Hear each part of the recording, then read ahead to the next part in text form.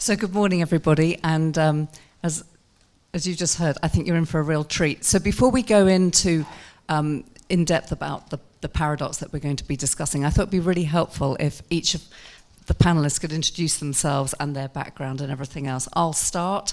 I began my life doing corporate affairs and comms, and came to marketing quite late, but have managed marketing for a couple of global companies, most recently the London Stock Exchange Group, and we did the first ever global brand campaign last year, so that was quite exciting. But over to you. Does it work? Okay. It does work. Hi, my name's Rhiannon Scarlett. I'm currently the Chief Marketing Officer at TGI Fridays in the UK. I've been in that role for 2 years. Previous to that, I was at The Body Shop. So everyone's probably seen all the news about The Body Shop recently.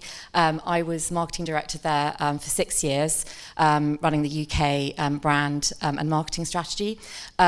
Previously to that, I spent the first 15 years of my career at a company called Dunnhumby, which launched the Tesco Club Card back in 1995. So I've very much been part of the kind of data insight learning in driving marketing decisions. And that's really kind of where I've kind of positioned myself. But obviously in recent years, I've had the chance to work with some amazingly big brands such as Body Shop and TGI Fridays. Is it working? I'm Ashley Stent, so I'm the head of digital for Philip Morris, Big Tobacco, if you're not aware. And before that, I worked in a big insurance company, the sister brand to Compare the Market in South Africa, so huge on the performance marketing side. My experience with AI, I mean, we've all been using it for years, facial recognition on our phones, autocorrect, and I think my biggest sort of touch point with it over the last few years has just been on the automation side, you know, the paid media, the media side, and, you know, of late, the ChatGPT, the content creation, and just all of the tools that have been available to us over the past 18 months. So it's an exciting conversation just to see where the future is and why the human touch is still key. And I think we've got quite a lot to talk about in the coming 45 minutes. Hi everyone, I'm Daryl. I think most of you know me from last night. To be vulnerable, I've just joined this panel about, I'd say, 45 minutes ago, so watch this space for some of the thinking that comes up. This definitely isn't going to be over-rehearsed, this panel. This will be... exactly. It will be fresh and insightful, I hope. Exactly. So I have a background in customer retention, so all things data and insight and experience, thinking about how we can increase retention, increase customer value, and really it's that value exchange that I'm really focused on. Before launching my business Hexton, I worked at Samsung Europe for about 4 years, working on transformation there from a data and marketing perspective as well. And I've got a heritage, I guess, in all things CRM and customer. So yeah, looking forward to this conversation. Great. So thanks for that introduction. I do think it's helpful to have that depth before we go in. But it is going to be a conversation, and I am going to leave time at the end for questions. So please feel free to join in and participate. So the AI paradox, we all are hearing about AI the whole time. Some of us have embraced it already in our businesses. I mean, AI in various guises has been around for a long time. And also the data and the insight that brings can really help our marketing efforts and I would argue our creativity too. But there is no doubt that there is still room, and some would argue the human touch should be supreme. So it's all about, and in a time when there's very little trust and disinformation, you could argue that the human touch is even more important for our brands. So what we're going to be discussing is how do you get that balance right? And where are the examples of where human has to surpass the machine, and where actually the machine can help surpass or improve the human. So I thought it would be really good to just start with, well, where are our respective companies on that journey? So I used to work for a company called Virgin Media, and they were using AI years ago in a way of routing your calls. So when you call the call center, they would actually work out, in theory, which call agent would be best suited to you and your particular problem. So, and it worked. It worked really well. So, I mean, I'm going back at least 10 years. at London Stock Exchange Group, they were doing a partnership with Microsoft to look at how AI could really improve in real time their products and services. So a huge amount going on there. But on the marketing side, I would say very little. We were beginning to experiment. We were using Insight and some of the data, but we weren't as advanced as you might think. But I would also say that I think this whole debate about AI, if I can be a bit light first thing in the morning, strikes me a lot like teenage sex, is that everyone's talking about it all the time, right? Everyone thinks everybody else is doing it. You know you're going to do it at some point, and you know it's going to be great, but you just don't know when. So I think it might be really good to just start at this point with just explaining where we are or where your companies are in that journey, because it's very different points. And this is a safe space where people can be really honest, I think, about where they are. So, Rhiannon. Start with me. So when I got invited to this panel, I thought, oh, God, how embarrassing. We're not very advanced on AI at TGI Fridays. But actually, we're doing probably more than I kind of really thought about. I think a lot of us are using AI more than we realise. So, we are at the early stages of the journey, but particularly in our CRM, we have been using it for a couple of years. And we use it in terms of segmentation, send time optimization, subject line testing, copy development, etc. And what we're seeing is very, very promising. We have incredibly high engagement rates across our CRM. Surprisingly so, we have almost 50% engagement rate in our emails. I think it's down to my brilliant head of loyalty, but I'm pretty sure the AI has got something to do with it. We are also starting to use it in digital in terms of asset development and just making sure we've got the kind of optimized assets across different paid social campaigns. And it's starting to kind of creep into other elements of our business. So I've recently seen a demo for using it from a sort of customer service perspective, taking bookings for tables with an AI voice at the other end. I can tell you a little bit more about that in a moment, but it's really starting to come through.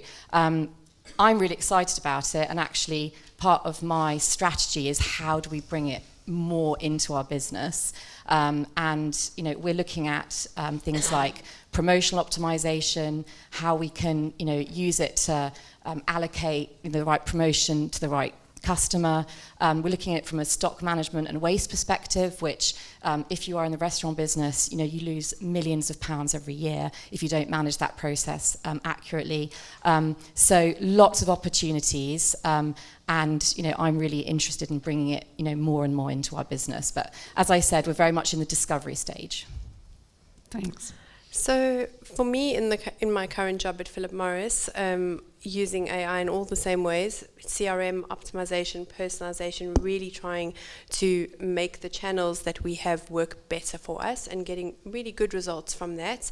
There's obviously a world of opportunity of where it could be better, but Philip Morris is a highly regulated environment. There's obviously the consumer. You cannot advertise big tobacco out. You can't sell a lot of the stuff, so we can't use it in the way that I would love to if I worked for a company that wasn't highly regulated and there wasn't all these health risks associated to it. So Philip Morris is trying to embark on a bit of an internal journey. What does this large language model look like for optimization? Can we use it to develop content that we could particularly roll out in our global teams, that we could develop it at a global level, and then it's quite easy to roll that out in localized versions. The challenge is coming in with the guardrails that need to be set up in such a highly regulated environment. There's still a legal team that is the block or the barrier. I don't want to say block, it's unfair to them, but the barrier between what marketing can do and what the public can see. So as much AI is generating all these amazing ideas, there's still a very nervous legal team sitting in the middle going, where did you come up with that? It's like, it wasn't me. It was the tool, which is an amazing campaign, and we get it. But I think there's the anxiety of, in this particular instance, the legal team know what they know, and they really just want you to stick to the rules, because they do not want to be sitting in court saying, oh, you advertised mistakenly to a teenager, for example. So it's cutting down some of the admin, I would say, but in this instance, in Philip Morris, not really able to implement the more sophisticated AI as I would like. On the other side, I consult for some clients who are a bit more, gung-ho about the whole thing, and in those instances you can see, well, absolutely use it for copy, and get people who just know how to adapt it, and let's roll out en masse. So it really does depend, and I think it really depends on the kind of company and the IP that they're willing to share and all of those legal ramifications. I think it's different for everyone, and also the sort of appetite for the CEOs to adopt it and the risk that they're prepared to take. So I think it depends on the different levels of management and where they are in the journey themselves. Yeah, I think that's right, and I think different parts of the company will be adopting it at different rates and for different reasons. Because the risks are different. Yeah. I think from my perspective, it's always worth defining what AI is, and it's really broad. And the more we understand it, the more we can add under the umbrella of the term. And if I think of the journey going back to say 2007, I was working on one of Australia's largest CRM databases, focusing on direct mail campaigns, focusing on email and SMS across multiple brands. And actually, thinking about what we were doing then, it's not far off what we're doing now. I'm talking things like segmentation, A/B or multivariate testing, maybe some of the automations. I think that's what's accelerated in between then and now, where you can deploy an email campaign within minutes if you have things in order, rather than perhaps a day working with an agency or 2 days with an agency. So I think, some of the foundational things are still there and being done then and now as well. But I think it's speed. And I think it's complexity that we've definitely been able to add in now more than before as well. But thinking about some of my clients, so there's one client I'm working with called Bionic, and they'd love a shout out. So they're a health tech company. They take blood and they profile it and analyze it, and then they prescribe to us granules which are highly personalized to ourselves, to the point where they are the world's most personalized supplements. Now, for them, they have an algorithm that prescribes the granules for us. That's AI. And at the same time, one of their challenges is, how do we personalize the customer experience to the same extent in which we are supplying supplements to our customers? And for them, they're on an AI journey from a product perspective, and now from a marketing perspective as well. So, some really interesting challenges there that they're embarking on. What else? So in my business, I have this framework called Retention Revolution. There are 6 pillars to it. And one of them is really focused on the customer and insight piece. I spent a number of years at Samsung Europe working on insight for them. And there were market panels, there was qual and quant, and seeing how we can utilize language models now to bring the insight to the surface, how we can add in secondary sources of data to really get to the insight and some of the actions that a business should be taking. I think it's phenomenal. I think we're able to get to the insights so much quicker now than we could before. And that's one of the biggest game changers that I'm seeing. Yeah, I mean, there is no doubt that used in the right way, it will give us so much more data and insight that we'll be able to use to forward our businesses. But the paradox, when is human best? Rhiannon, I think you've got some... Yes, so, for a business like TGI Fridays, many of you, I'm sure, will have been there at some point in your lifetime.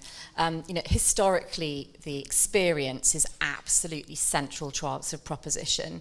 And, we really believe that interaction between the team member and the guest is, what ultimately makes you come to TGI Fridays. Once you've kind of been there and you've drunk the Kool-Aid, you kind of know that is true. But I have to say, I wasn't completely convinced that was the case when I arrived.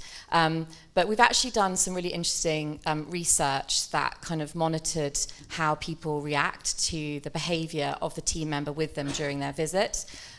So, in the restaurant industry, we highly measure every single visit and experience that a guest has across their journey, from the moment they arrive to how they're seated at the table, are they asked for additional drinks, second course, etc. And we monitor that through feedback from our guests. They complete a form, and we get daily metrics on did they fulfill every part of the journey.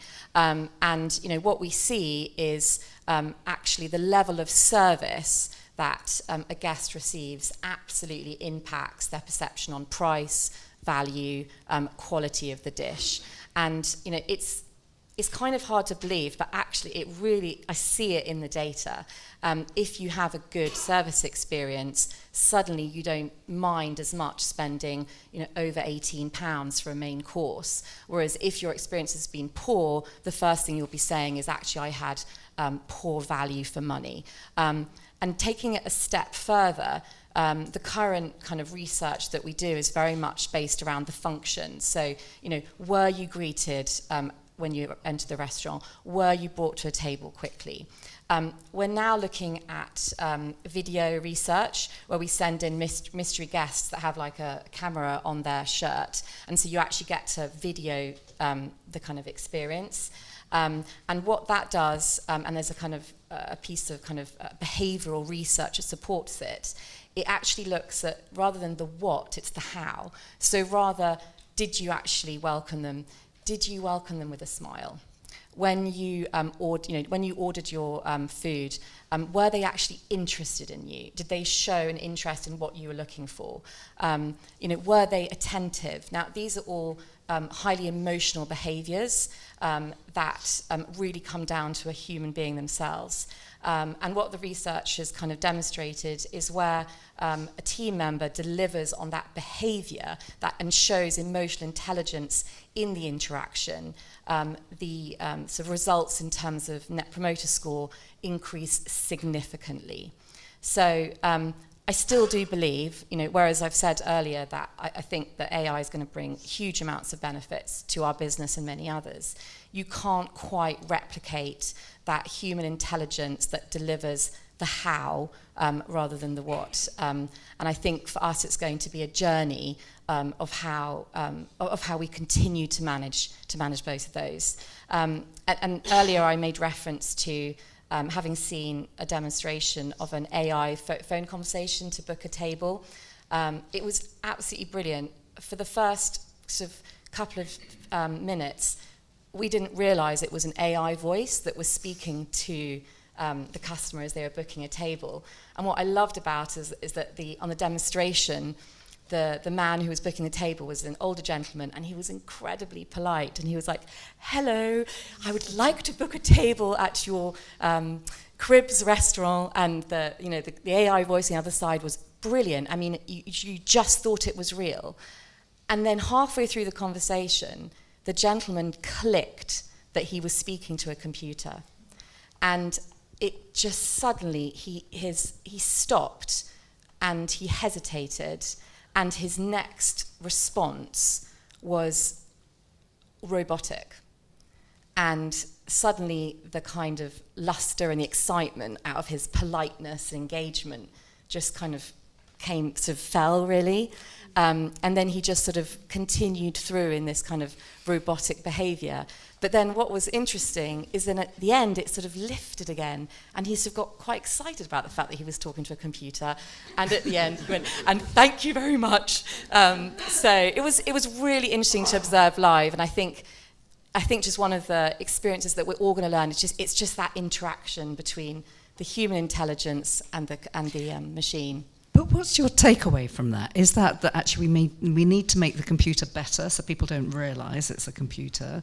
Or is it actually, actually the end of your story sort of shows that it was fine in the end, but is there a chance that TGI management would look at that and say, actually, the interaction with the customer is so important, we cannot replace it with a computer? Or are you still working out the answer to those two questions? So we were talking about this earlier, and I think a lot of things we discussed was that leadership of the business is critical here. And, whilst we still strongly believe in that human role, and, if you talk to anyone kind of mid-management or below, or the teams that work at TGI Fridays, they will absolutely champion and fight for, we have to keep, the human touch in the business. It's absolutely critical. But, as the kind of CMO, what I'm thinking is, well, actually, I have to leverage this AI opportunity. I have to leverage the opportunity that it's going to bring to us in terms of efficiencies, cost saving, moving to a new operating model. And actually, it's about the journey that we need to take everybody on and get people adapted and used to interacting with AI and with the human and how it develops. And I think one of the key things also is remembering that the younger generation, for them, this is the norm. So, it's easy for us to sit around and say, oh, you can't possibly take away that personal interaction on a service level. And maybe, anyone who's 45 or 50 years and over really, or, 35, it's not even an age thing, it's an individual thing about how you feel about that personal touch. If you look up, our children, they don't want to talk to people. They actually would find them irritating. They just want to... I think that's just parents. They would feel more comfortable, I think, ordering, for example, at a table through digital rather than a person. So I think it's a journey that we have to go on and we have to work together. But ultimately, it's here, so we have to work with it. So the difference of the ages is definitely a theme I want to come back to. But you've got some great examples, maybe not from Philip Morris, but I think from a previous role that you had where actually human had to overrule the computer. Yeah, so working in insurance and financial services, we would either give out loans or insurance policies. We did both. So if we rewind to the olden days, which are not that olden actually for some of us in the room, you'd have to go to your bank manager or your broker and say, hey, I need a loan. Submit all your paperwork, and your bank manager would sit with you and go, oh, either stamp of approval, human to human, I get your context, or insurance policy, oh, let me look at all your documentation, go get a few tests or whatever, if it's life insurance, or let me pull all of this information together and here's your premium, here you go. Where we are now is most of that's done online. Loan applications or insurance is done online. You take a few photos of your car or your household contents, and the computer would go, we either need more information, we're going to send you to an advisor, or we approve or decline, right? So, and a lot of those things is what we as humans have as empathy, or we have a bit more context. So, an AI is going to do what it's told within the parameters. It's a computer says no type of thing. It's a yes or a no. There is absolutely no context in it. It is following the rules. Whereas when you're sitting with your bank manager and you're like, I have been with you for 25 years. I've never defaulted on payment. I need you to give me a line of credit now so that I can do this. And it's almost a trust-based relationship. And I can never, ever understand that context. And your bank manager would go, I know you, I know your family, absolutely I'm giving you this money.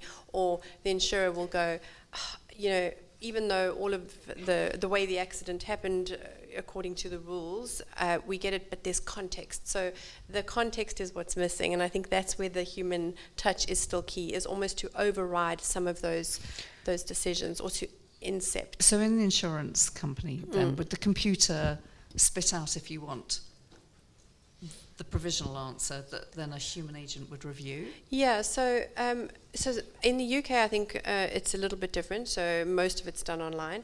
In South Africa, what would happen with the company I worked for was all of that upfront work would be done, and you would get a provisional answer, which would then be closed by a sales agent. So the sales agent would still review all of it and then say, hey, I'm just here to do the last final details. Oh, missing a bit of information. Could you give me I don't know, claims history, I see you with a different provider, maybe that could help the application before it was signed, sealed and delivered. So there, with the help of a sales agent or help of a human, we could actually close at a higher rate. Whereas if it was just left to the computer or the AI making the decision, our closing rate was much lower. So it's much harsher judging, by just sheer numbers. So I think that's the context of where that inception there of a human does help to make better decisions. On the flip side, sometimes worse decisions, but I think for the most part it helps to add that human element of understanding and empathy and context, which computers or AI just genuinely can't have. No, and that's really important. I mean, I go back to my waitressing days, which is a long time ago now, but I'd get much bigger tips, ironically, if something had gone wrong and I sorted it out, and your data would probably say the same thing, than if everything had gone fine first time. So it was that empathy, if you want, that human intervention And actually, Darryl, you've got a great example of where the computer said no and then a human. I do. So I have insomnia, which is why I wear an Oura ring to try and track my sleep, see if I can improve it. And I had a Gen 2 ring, which I bought in 2019. It went wrong 3 times, and they just replaced it over time.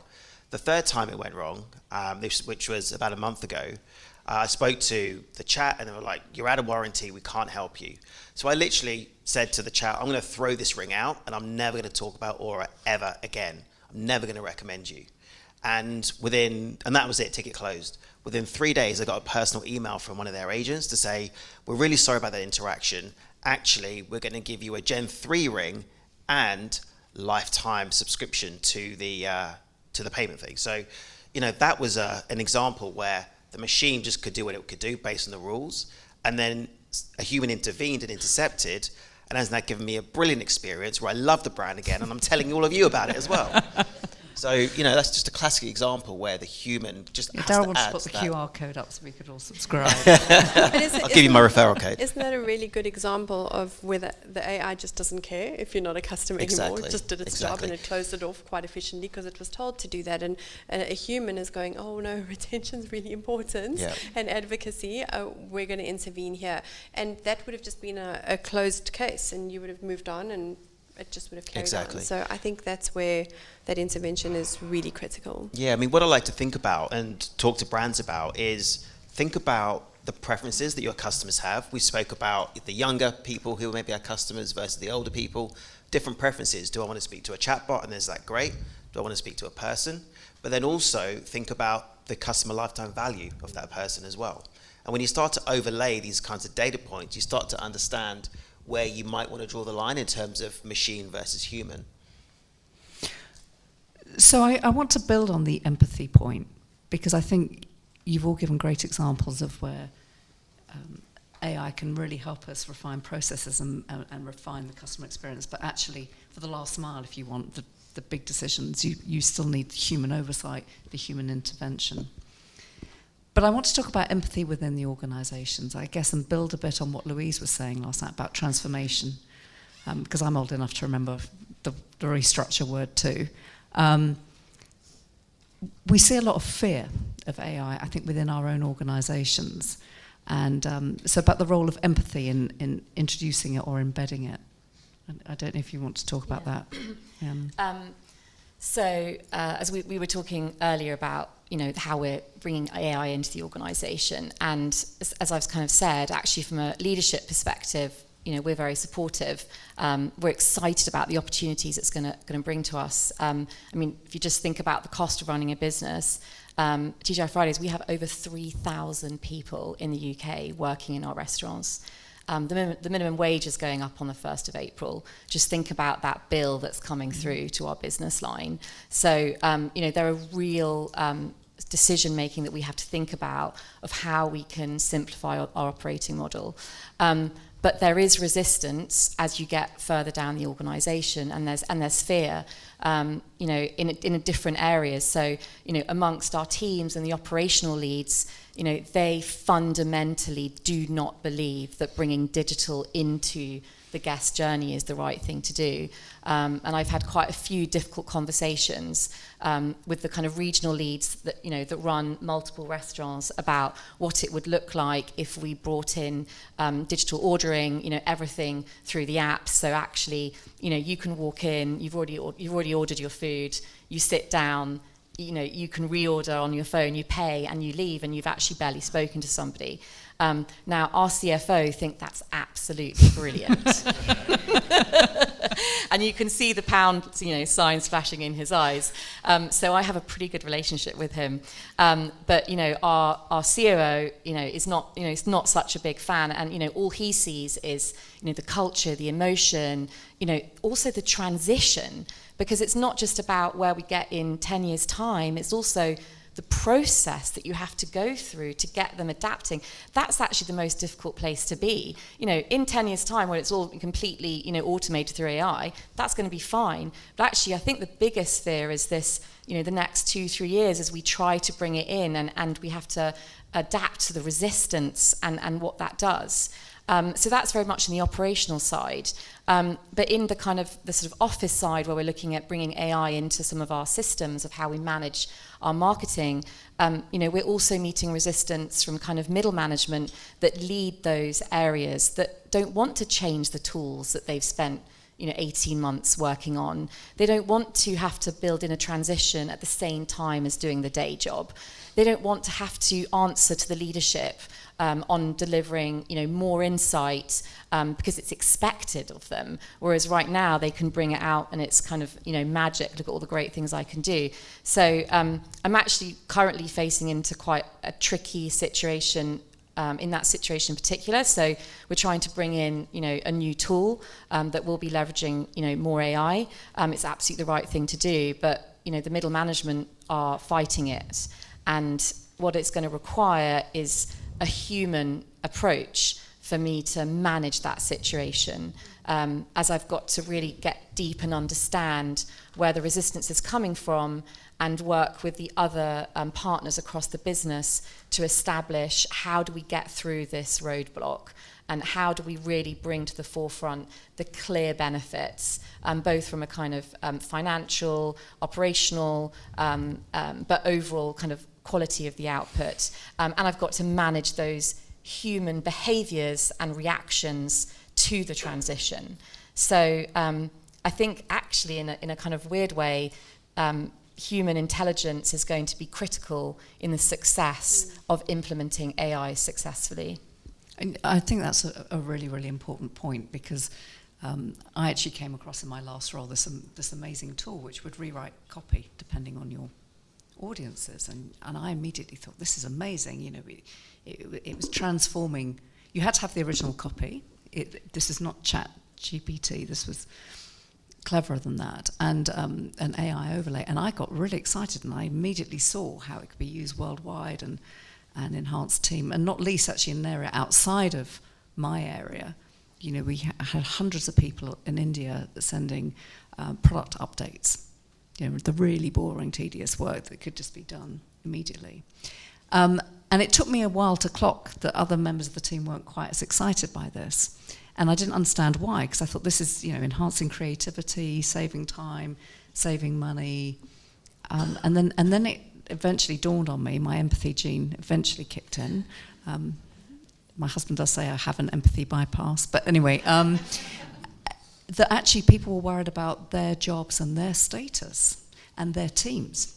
Their empathy for their teams. They suddenly thought, actually, I might, you might take some of my people away. Rather than, I was actually thinking it would make them more able to focus on more value-add tasks, if you want, rather than cutting costs. I'm sure the CFO was thinking like yours, because they tend to come in one size, right?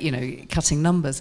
But it was interesting that their immediate response was, this may diminish me and my standing because it may impact the numbers of people that report to me, and or it might put people I've worked with for many years out of work. So you're absolutely right. You have to really engage your empathy to introduce the AI, I think, in an effective way. But Ashley, I just think that's a really good point, is that not everybody is ready for it. Yeah. We are super excited, and there's a bunch of us that can see it and we get it. But our teams, a lot of them are in their middle management, 10, 12, 15 years into their career. They have honed their craft for 15 years and they're really good at their jobs right now. So they can almost walk into any job and they kind of know the playbook. Now we're saying to them, sorry, you need to change. The advent of AI is already behind us. You need to move. For them, that sends them into a complete panic. What, I need to go and study, I need to learn. What if I'm not good at it? Upper management is driving it. What if I fail? I don't know the playbook for this. Whereas the younger generation almost that are coming in are like, oh, we got it, like we know how to do it. So I think some of the resistance I'm personally experiencing is the unknown.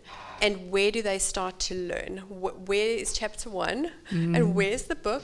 And learn what? So that's the thing that I'm seeing now, is that you have people who are really, really good at their jobs. They're sitting in these senior manager roles, or even head of roles, that are responsible for delivering KPIs and driving the numbers. They're also being told, can we adopt AI and what does this mean? And like, I don't have a clue.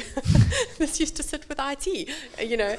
So I think that's where like you were saying, it requires a strong manager who is actually quite adept at AI themselves to almost coach them through that process in a bit of a test and learn approach, and almost, you know, guiding them through it, and then managing upwards with some of the mistakes that might come from it, and to get people comfortable with it. You know? Absolutely. Yeah. Now I'm going to come to questions very shortly, so if you've got one, just I think, have we got roving mics? No, you'll I have could to do a run around with this one. If you need to. Well, before you rove around, do you want to talk to us a bit about the empathy and the generation gap? Yeah, sure. So the way that I think about AI at the moment in terms of change and transformation is actually the same as a lot of other change transformation type projects.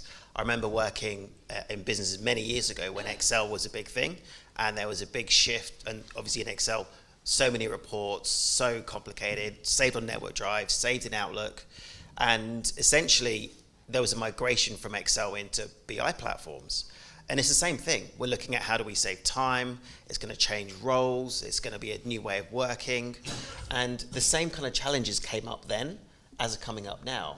And it's about trust, it's about confidence, and it's about actually education in the business.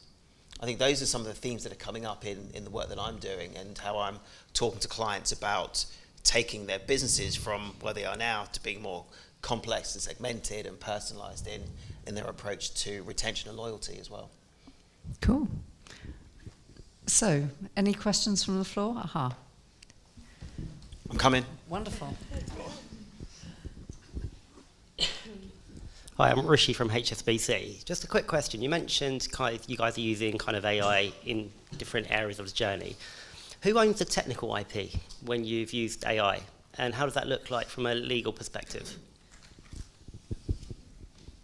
That's a really interesting question. So, I mean, the AI that we used, we retained the IP. So the system would have to meet our standards, and we wouldn't go out to the wider web. So it was a closed system.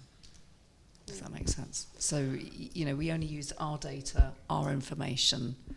So it was GDPR compliant, and we weren't going outside the walls. And I think more and more companies are doing that. And that's the big fear with ChatGPT, I think, is that it goes outside.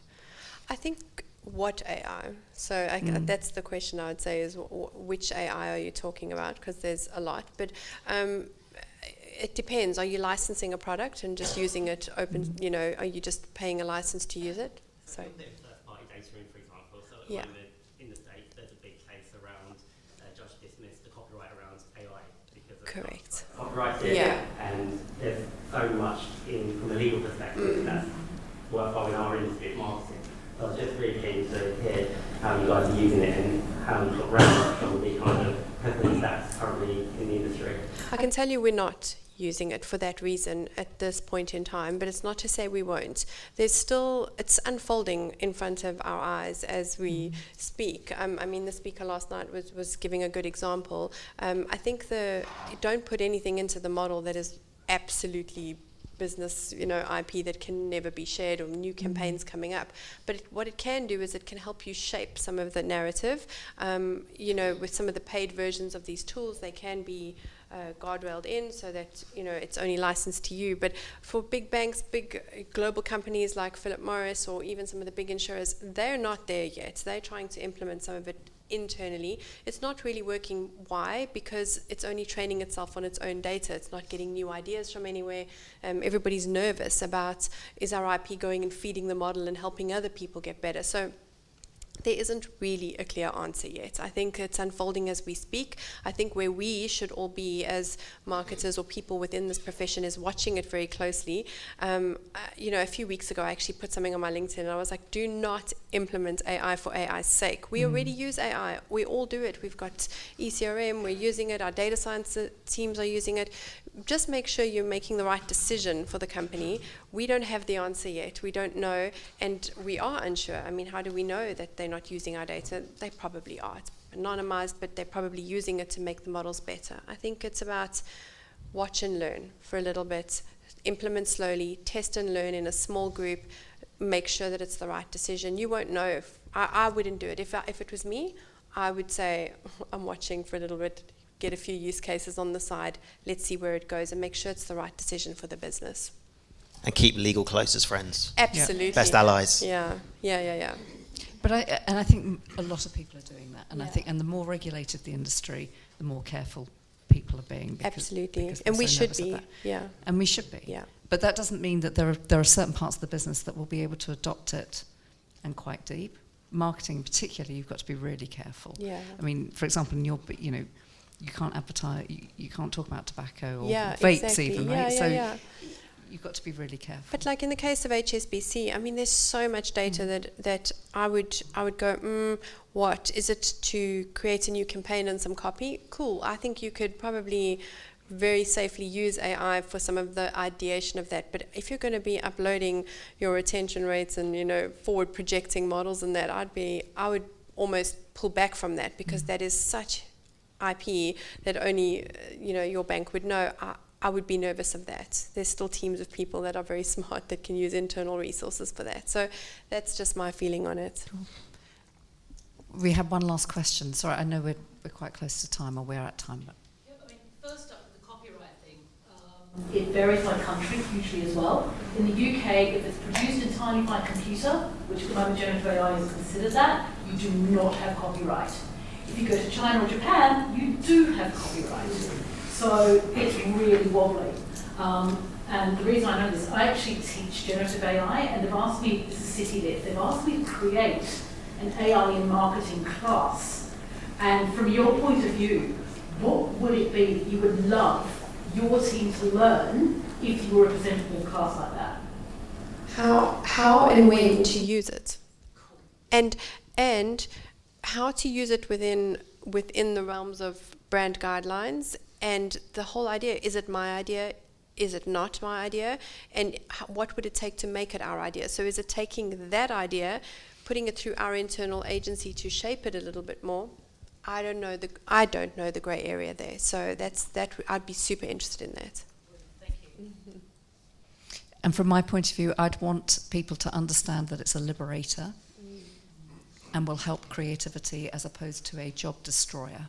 And turning everyone into automatons. There you go. Thank you. But great question, thank you. Well, we're getting, we're getting the kill switch. I hope that's because we're at time, not the quality of the panel. Anyway, please ask us afterwards. Though. Yeah, we're all around all day. So thank you for getting up bright and early, and for your attention, and for joining the panel. I hope you found it interesting. I've certainly learnt a lot. So thank you. Thank you.